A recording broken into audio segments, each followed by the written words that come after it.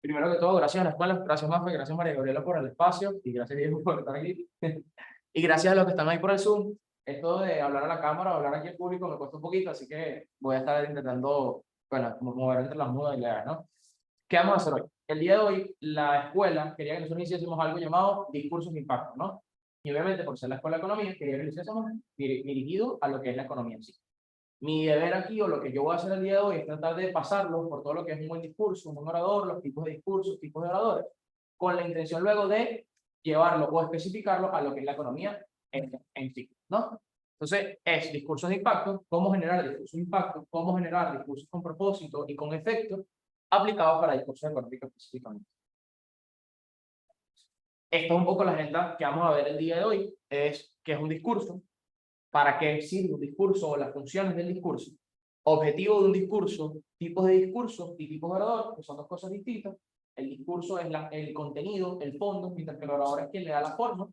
Después tenemos la estructura de un discurso, discursos de impacto aplicados a la economía, específicamente, aquí es donde lo llevamos, lo enfocamos un poco a la economía, estructura para discursos económicos, tips de buen orador, que sirven para cualquier tipo de discurso, no solamente económicos, sino de cualquier índole, y preguntas si ustedes desean tener alguna. ¿Okay? Al final, después de las preguntas, y antes de iniciar con esto, tendremos una actividad. Entonces quisiera avisarles de una vez que para participar en la actividad deberían prender las cámaras para poder generar un poco ese espacio de práctica. ¿Okay?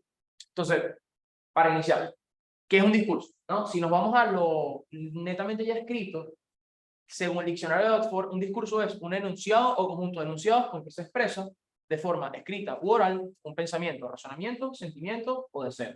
Entonces, ¿todo bien? Empecé y una vez porque me comentaron que empezaron una vez, pero no hay mucho. Entonces, como decía, para mencionar rápido, ¿qué es un discurso como tal? Según el diccionario de Oxford, es un enunciado o conjunto de enunciados con que se expresa de forma escrita u oral un pensamiento, razonamiento, sentimiento o deseo. ¿No? Como les dije, escribiendo a la cámara y escribiendo a ustedes, te voy entre las dos cosas, que es difícil. Y en otro concepto también establece que es la exposición oral sobre un asunto determinado pronunciado ante un público a fin de convencerlo o conmoverlo, en especial en un acto solemne o político. Es decir, en este caso, los discursos, además de ser la herramienta o el mecanismo con el cual nosotros expresamos cosas, expresamos un mensaje, también sirven para diversos fines, que los vamos a ver luego. Cómo persuadir, cómo conmover, cómo explicar algo o transmitir una información de importancia para la ciudadanía, una universidad o lo que sea. ¿Qué son las funciones de un discurso? O en este caso, ¿para qué sirve un discurso? Que es parte también de la gente. Primero, una función expresiva. Hay una función del discurso, o dependiendo, bueno, dependiendo de un discurso, que es el expresar sentimientos. Esto se utiliza en varias ocasiones como técnicos personales, como en Fiction TED, los sistemas de TED, que muchas personas, bueno, tratan de explicar sus experiencias personales, que avalan muchísimo lo que es el sentimiento. Otras funciones son funciones apelativas, que es para llamar la atención. Estas funciones se utilizan mucho en el discurso, al principio del discurso, para poder captar la atención de las personas en un principio. Entonces, normalmente en los discursos al principio se utilizan formas literarias, como analogías, onomatopeyas y cosas así para llamar la atención. Se hacen cosas un poco más que apliquen más, o que apelen más al show, que apelen más a la visión de las personas. Luego entonces está la función informativa referencial, que lo dice su nombre, es simplemente para informar. Muchos de estos discursos son, por lo menos como los discursos que daba el doctor Anthony Fauci, no sé si recuerdan, con el tema de la pandemia, lo pongo porque lo tenemos latente, que eran netamente explicativos. Netamente, bueno, el COVID es esto, este es el virus, esto es todo, y a eso apela. Y de entretenimiento, que son muchos de los discursos que se hacen para, no sé, reality show o cosas así, que son netamente entretenimiento, para las mismas series y todo este tipo de cosas. Y la última función de convencimiento, que esta se utiliza muchísimo en la política. ¿Por qué? Porque busca persuadir, porque busca convencer, y muchas veces esta función de convencimiento utiliza muchas de las otras funciones. Es decir, ninguna de estas funciones entre sí es incluyente. Yo puedo en un mismo discurso apelar al sentimiento mientras apelo al convencimiento. ¿Por qué? Porque, no sé, a través de mi historia personal yo puedo convencer a la gente.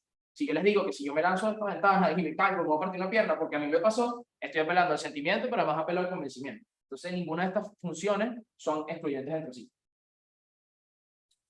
Pero al final, luego de ver qué es un discurso y para qué sirve, ¿cuál es el objetivo del discurso al final? Es exponer o transmitir algún tipo de información.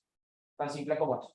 Lo que es, creo yo, cliché o lo que creo que es un mito entre las personas es que llaman el discurso solamente oral, ¿no? Como que el discurso solamente puede ser transmitido oralmente, cuando no es así. Es decir, que también se puede transmitir de manera escrita. que mucho se utiliza ahora porque tenemos las redes sociales. Antes netamente eran todos escritos a mano y pronunciados al público de manera oral. Hoy se utilizan mucho las redes sociales para pronunciar discursos de esta manera. Y por lo general, convencer a los oyentes.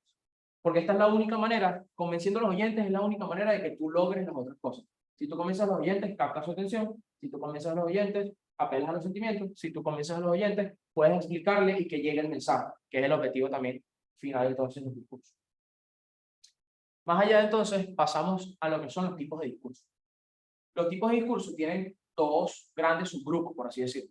El primero es según su estructura, que son muchos de los que a veces vemos que siguen lenguaje cuando vemos en el colegio, que son según su discurso narrativo, por lo menos que apelan a la historia o explicar eventos pasados o eventos futuros. Y yo puse ahí ejemplo de la historia, porque muchos de los discursos que dan historiadores, muchos de los discursos que dan políticos que apelan a la historia son narrativos. ¿Por qué? Porque estamos contando una sucesión de hechos. Pasó esto, luego pasó esto, y se anticipó esto, o pasó aquello. Un discurso descriptivo, puse ahí ejemplo de orden de captura, ¿por qué? Porque cuando sale, no sé, el fiscal general de la República o sale, no sé, el FBI y todas estas cosas, esa orden de captura muchas veces es descriptiva.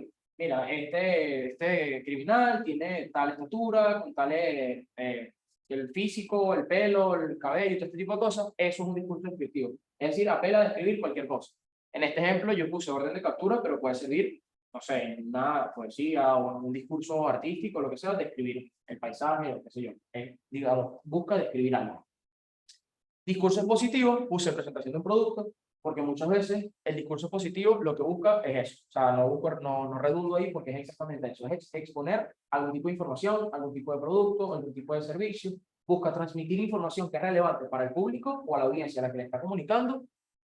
La exposición, digamos, o la información detrás de eso que está presentando. Y lo último, discurso argumentativo, que es, además de apelar a todas estas, o poder apelar a alguno de este tipo de discursos, busca bajo argumentos sólidos que tienen fundamentos, que tienen bases, que tienen, bien sean históricas, políticas, económicas, X y Z, crear argumentos que permitan defender una idea. Que en este caso, en los debates se utiliza muchísimo. En este formato de debate, por lo menos como el que tuvimos muchos de nosotros con Ali a principios del semestre, que tienes dos equipos, entonces tienes una seguidilla de debate donde hay contrapunteo, argumentos sólidos, y esos son los que se utilizan en este tipo de debates. Después, según el área. ¿Por qué? Porque si tenemos, digamos, nosotros según el área podemos utilizar diversos de discursos según su estructura, pero muchos de ellos van a utilizar funciones que vimos antes, es decir, apelar al sentimiento o al convencimiento o informar, utilizando estas estructuras, pero abocados, digamos, o enfocados a cada una de las áreas. Por lo menos, como les contaba antes, un discurso político suele utilizar mucho el convencimiento, suele utilizar mucho la percepción. Muchas veces utiliza el sentimiento. O sea, es decir, a mí me pasó esto, o mira a esta persona que se le cayó su casa, no sé qué broma, vamos a construir tal cosa. Eso solo utiliza mucho el discurso político. Un discurso religioso apela también a veces mucho el sentimiento, apela a veces a informar, a explicar lo que dice la Biblia, lo que dice esto, o cual sea las religiones a las cuales se apliquen estos discursos. Discurso publicitario explica mucho los dispositivos. ¿Por qué? Porque presentan, bueno, este es el producto, aquí está este servicio, de esta manera te lo presento, de aquella, y apelan también a veces el sentimiento, utilizan esa figura literaria del sentimiento como para poder generar publicidad a este tipo de productos. Un discurso empresarial, que son discursos como de presentaciones de presupuesto, discursos empresariales para explicar fusiones entre empresas. Estoy aquí poniendo ejemplos económicos específicamente. Se utilizan bastantes discursos expositivos, discursos explicativos, a veces discursos descriptivos si hay que describir algo específico en el proceso financiero de alguna empresa y todo este tipo de cosas. Y discurso académico, que son muchos de los que nos dan los profesores todos los días en nuestras clases, apelan a muchas de estas estructuras, cuidado si no todas, porque en clases puede suceder cualquier tipo de cosa. El profesor puede apelar a un sentimiento y explicarnos su historia de vida para dar algún punto específico a la materia o X, Y o Z. No, estos son los tipos de discursos. Ahora, no podemos ir por los tipos de discursos que al final son el fondo, ¿no? Que al final es el contenido detrás de ellos, sin ir entonces a través de la forma, que son los tipos de orador. ¿Y por qué la forma? Porque cada tipo de orador le aplica bajo su propia personalidad una figura literaria distinta también para llegar al mensaje. Como ya hablamos, que el objetivo del discurso era hacer llegar el mensaje, los tipos de oradores lo hacen llegar de una manera distinta, cada uno según las personalidades de cada quien. Por lo menos, un orador técnico. ¿Qué es un orador técnico? Son oradores que explican en todo su discurso cosas muy específicas, cosas muy enfocadas al área en la cual está explicando. Por eso puse ejemplos como Anthony Fauci, que se lo mencioné, Pedro Palma o Rubén Oliveros, para utilizar cosas económicas específicamente, porque todas estas figuras, dentro de sus discursos, utilizan muchísimo el recurso de la tecnicidad. Es decir, bueno, si hablamos del modelo ISLM, si hablamos del tipo de cambio, si entonces la subida de precios, la inflación, son cosas que no todo el mundo entiende, son cosas que no todo el mundo palpa o comprende. Lo mismo con Anthony Fauci. Nosotros cuando estuvimos en la pandemia, que escuchábamos las ruedas de prensa donde él explicaba que el virus era una mutación de la broma, que bueno, nosotros entendíamos, pero apela muchísimo a la tecnicidad porque es su deber, porque es el área a la que él se aboca. En este caso, los pros de este tipo de orador es que tienen muchísimo contenido y sustancia, o sea, es decir, aquellos que se equiparan a estas personas en nivel académico, que entienden este tipo de contenido, son muy sustanciosos y permiten entonces entender a profundidad varios temas, pero el contra es que muchas personas como nosotros, que por lo menos no entendemos de medicina, cumplamos el riesgo o digamos, tenga el riesgo de no ser entendido. O sea, que yo no termine de entender qué me explicó él con el coronavirus, que yo no termine de entender qué quiso decir cuando gustaron tales virus y este tipo de cosas. Y eso suele suceder. Luego, un orador empático, puse ejemplo a Obama y a Mandela, porque creo que son los que más apelan a ese tipo de orador, que es un orador que simplemente por su naturaleza y simplemente por su personalidad conecta con la audiencia de alguna manera. Conecta con la audiencia y suele ser transparente y sincero y tranquilo al momento de generar ese tipo de conversación. Otra persona que es bastante empática, que no lo mencioné acá, pero que sin ningún tilde político era bastante empático, era el expresidente Hugo Chávez. En cada uno de los discursos que él generaba que todo el mundo se abocase a un solo mensaje, que era lo que él estaba promoviendo en ese discurso. ¿Qué pros tiene este tipo de oradores? El hecho de la posibilidad de conectar con la audiencia, de tener un engagement con la audiencia, de generar que ese mensaje realmente llegue, pero el contra es que muchas veces tenga poco contenido. ¿Por qué? Porque este tipo de discursos muchas veces son discursos apelados por el sentimiento, discursos que apelan al convencimiento, discursos que apelan a la percepción, y muchas veces no tienen la tecnicidad o el fondo que tienen estos oradores técnicos. Esto no es el caso siempre. Puede haber muchos mensajes, casi siempre políticos, con la intención de tener bases por detrás para que la gente tenga las razones por las cuales votar o participar. Luego tienes entonces el orador efusivo. Puse específicamente a Winston Churchill y Tony Robbins. Ustedes ya saben quién es Tony Robbins, que es de orador motivacional, este tipo de cosas. ¿Por qué los puse a ellos? Porque estos son oradores que cuando se paran acá hacen que todo el mundo como que se estremezca, ¿no? Winston Churchill, yo no sé si ustedes vieron la película de Darkest Hours, o sea, la de la Segunda Guerra Mundial, donde hace este discurso en el Congreso, que dice que si vamos a tener que defender los país, nos defendemos, que no sé qué broma. Son oradores que generan eso, o sea, que generan como una alta intensidad de sentimientos en su discurso. Los pros de estos oradores es un poco parecido al empático, que genera un engagement con la audiencia, es decir, ha hecho que Churchill está haciendo esto, está poniendo, digamos, está asumiendo la carga de hacer lo que tiene que hacer. Más sin embargo, la contra es que muchas veces se pierdan en la forma y no se den cuenta del fondo. Es decir, por lo menos yo cuando vi la película la primera vez, muchas de las analogías que él utilizaba, muchas de las metáforas que él utilizaba, yo decía, pues bestia, qué increíble estas metáforas. Pero al final no estaba entendiendo, o sea, si yo no entendía el contexto de la Segunda Guerra Mundial, me iba a perder en la forma que él estaba promoviendo sin entender el fondo del mensaje que él estaba tratando. No sé si me explico en esa parte. O sea, la forma hace que la gente se pierda el fondo del discurso. Luego tenemos otro tipo de oradores que son los oradores sentimentales, y puse los oradores TED, por lo que les explicaba antes. Muchos de ellos, casi siempre, para utilizar la función de apelativa, de captar la atención de la gente, utilizan siempre el sentimiento, utilizan siempre vivencias personales, utilizan siempre este tipo de cosas que hacen que se cree un engagement directo con el público. Como específicamente lo digo ahí. Los pros es que se genera un engagement con la audiencia y son memorables, es decir, uno siempre que sale de una charla TED o escucha una charla TED, lo primero que se acuerda es de lo que dice la persona, de su vivencia personal. Bestia, yo no creo que dijo que se lanzó por la ventana y se partió la pierna, porque suele ser lo que es distinto, ¿no? Suele ser lo que es específico y único de cada persona TED que te lo cuenta. Sin embargo, la contra es que no llega el mensaje. Lo mismo que pasa con el orador efusivo, porque la gente se queda solamente con el mensaje de bestia, se lanzó la ventana y se partió la pierna, pero se perdió el fondo tal vez de lo que él está tratando de explicar, que era, no sé, la advertencia con respecto a la ventana. Y aquí poniendo ejemplos y cosas de etapa de frase, pero a eso me refiero. Y lo último, déjame ver, para que puedan ver acá, es un orador conversacional. Y coloqué los sacerdotes, ¿no? ¿Por qué? Porque muchas veces los sacerdotes, cuando han ido a misa, ven que en la homilía es algo muy conversacional, como bueno, ¿sabes? Jesús hizo tal cosa, porque lo dice en la Biblia y tal. Son oradores que son muy pasivos, que son oradores que llevan todo con mucha calma, son oradores que pretenden que que el discurso sea una conversación. entre ambas partes, entre la audiencia y la persona. Y suele nivelar entonces al orador con la audiencia. Muchas veces cuando el que está de esta parte del discurso, quien da el discurso, tiene cierto sentimiento de superioridad porque es quien está dando la charla y los demás escuchan. Los oradores conversacionales suelen romper con esa barrera de superioridad y simplemente mantener a todo el mundo lineal en una misma, digamos, onda, ¿no? Con una misma, sí, línea. Los pros de esto es que muchas veces tienen mucho contenido y sustancia, porque yo aquí detrás de esta conversación o detrás de esta presentación les estoy dando todas estas herramientas de oratoria y de discurso y todo esto, pero por esa pasividad o por esa conversación o por esa ruptura capaz de saber que yo soy quien está dando la información, se pierde el mensaje de lo que se dice por la poca memorabilidad. Eso suele pasar también.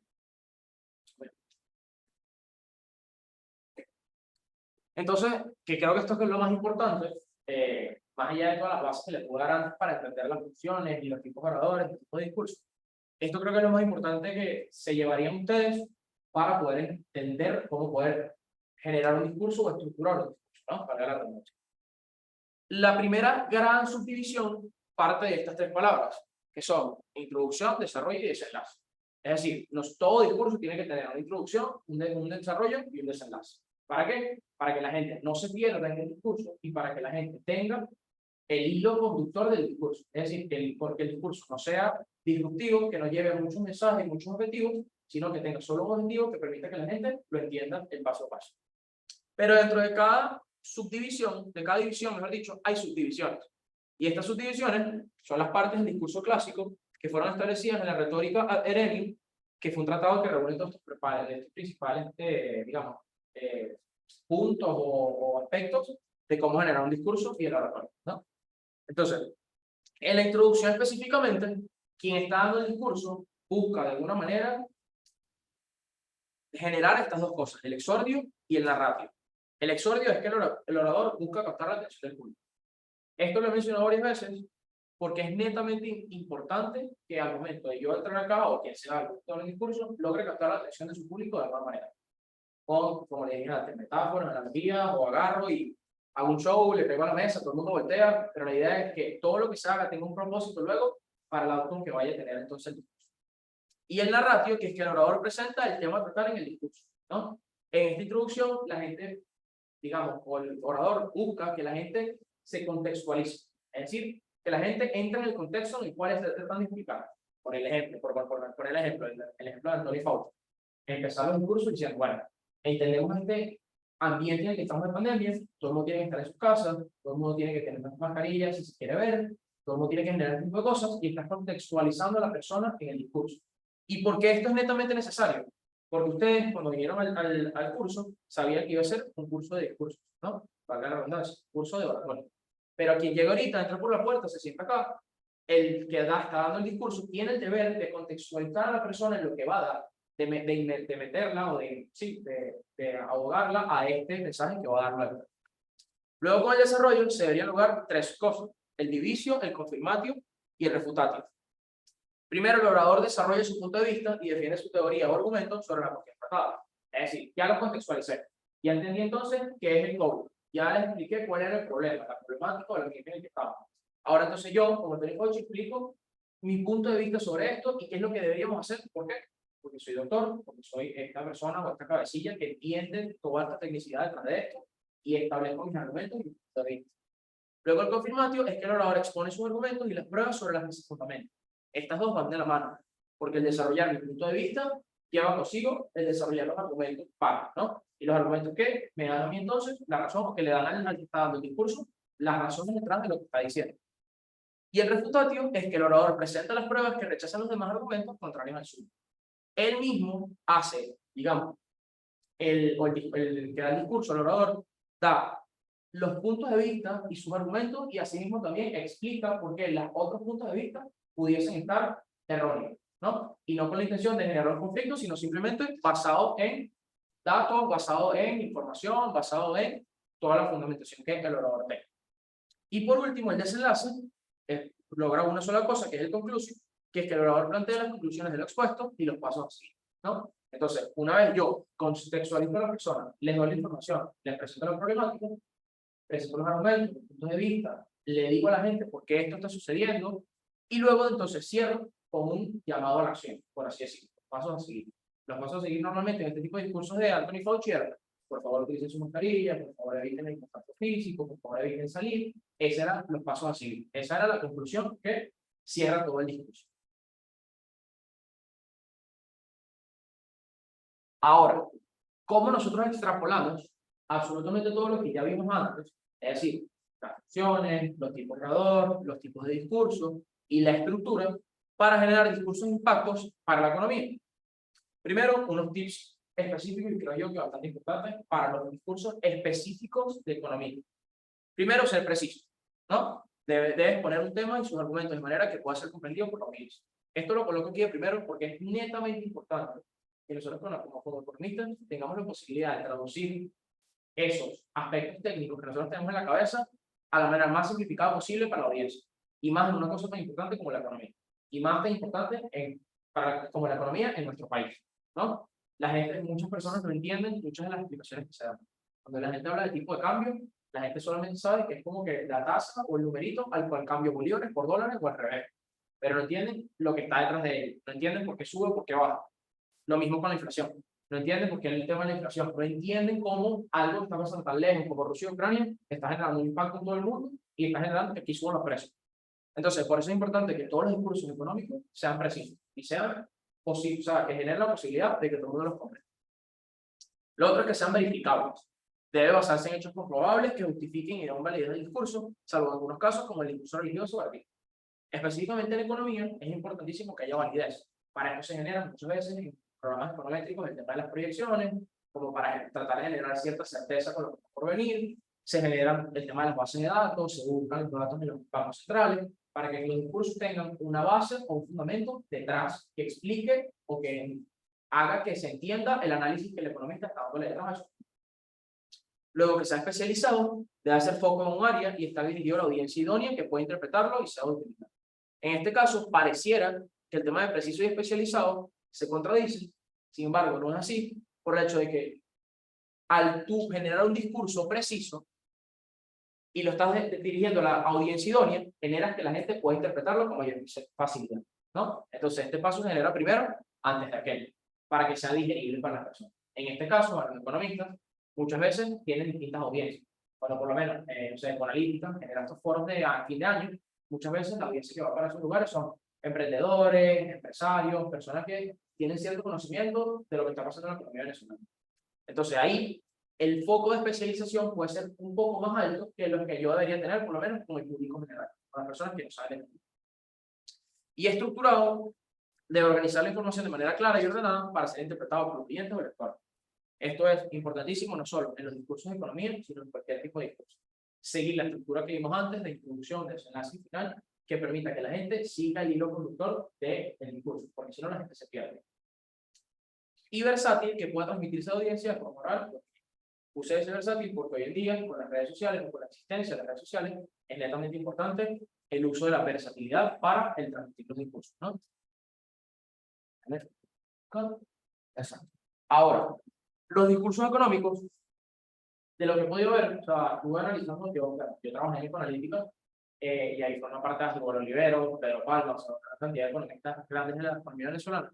Y estuve viendo también videos de economistas de afuera, estadounidenses, europeos, y me di cuenta que, por más de que ellos siguieran la estructura anterior, que eran todos estos pasos que les comenté antes, la estructura que muchos ellos utilizan es la siguiente, digamos, o la que tratan de modernizar, o sea, utilizar los criterios del anterior para tratar de modernizar la siguiente. Esta son los siguientes. El primero es el planteamiento del problema. Ellos más que contextualizar, plantean el problema. Por poner un ejemplo, con la discursión de Rusia y Ucrania. El problema es el siguiente. Está esta guerra, que por más de que sea política o por más que sea militar, está generando ciertas repercusiones y implicaciones en las materias primas o en el petróleo. Esto genera que suba el precio y que por ende se esté generando todos estos impactos en el mercado internacional. Este es el planteamiento del problema. La gente entiende qué es lo que está pasando. Chévere. Pasa entonces el segundo paso, que es entonces el conocimiento de las posibles acciones. Ellos más acá de presentar argumentos, puntos de vista, que sí lo hacen, a lo que siempre tratan de abogarse es el hecho de conocer cuáles son las posibles acciones a este problema.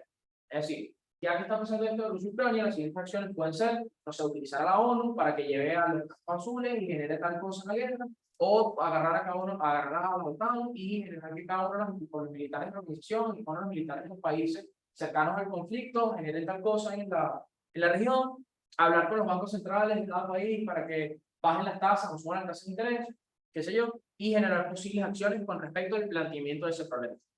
Y al final utilizan el llamado a la acción.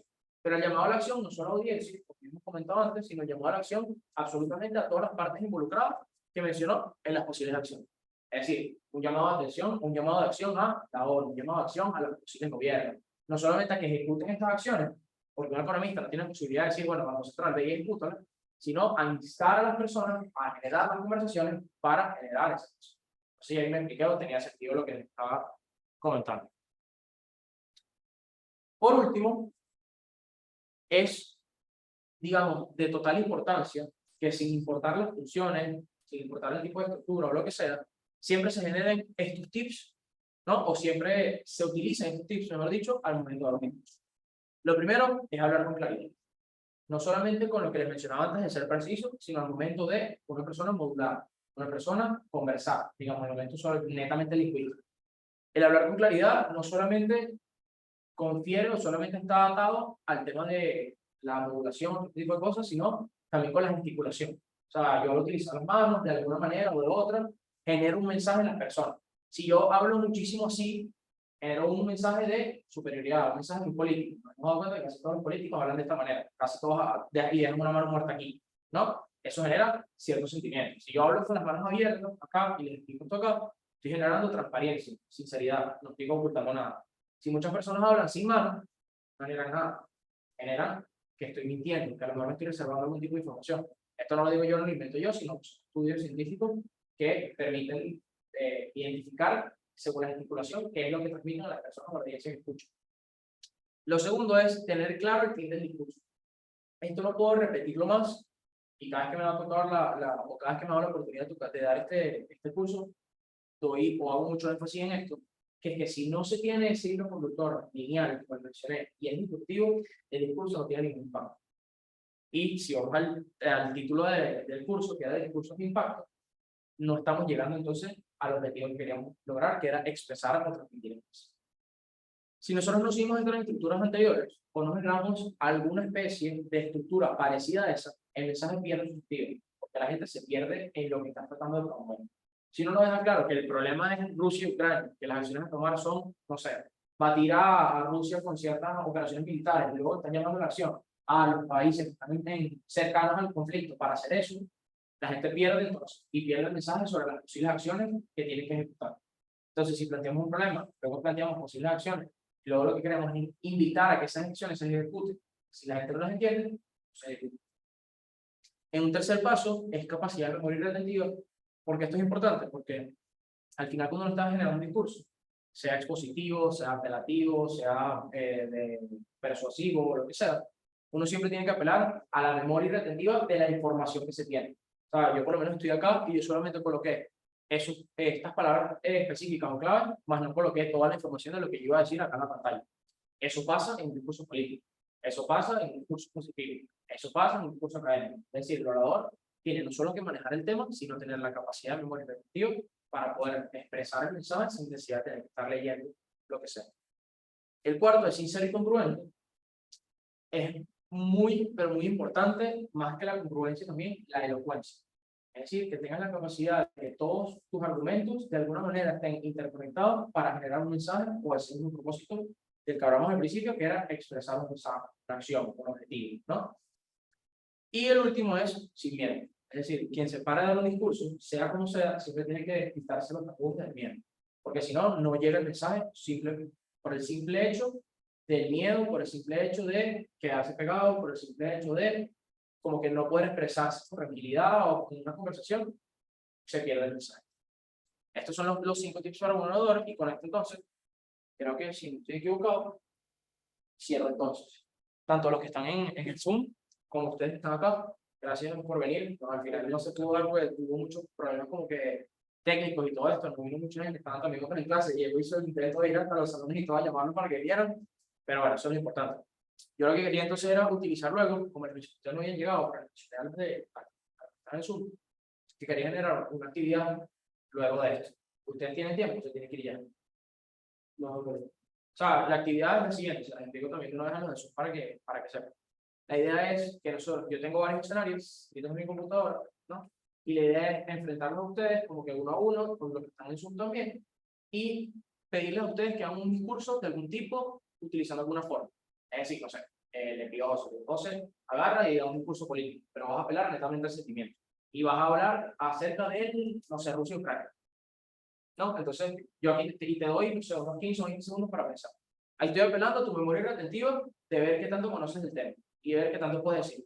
Pero además estoy apelando a ver cómo tú, utilizando el sentimiento y utilizando la estructura de discurso que te di y utilizando tal cosa, puedes entonces generar un discurso de 45 segundos. Esa es la idea. Estoy poniendo un ejemplo también para que los de Zoom sepan. Pero lo que quiero es darles a lo mejor, no sé, 5 minuticos a los de Zoom, porque no sé si están que si preparados, están que sin pijama y capaz no están para prender la cámara, pero me gustaría que también participaran. No sé, pero antes de la actividad, o que sepan, no sé si tienen preguntas, que creo que es importante. No. Tanto los de Zoom como ustedes. ¿Esto va a quedar grabado? Sí, Ok. está grabado. Yo sí los de Zoom tengan. Para la razón. ¿Y cómo se pregunta?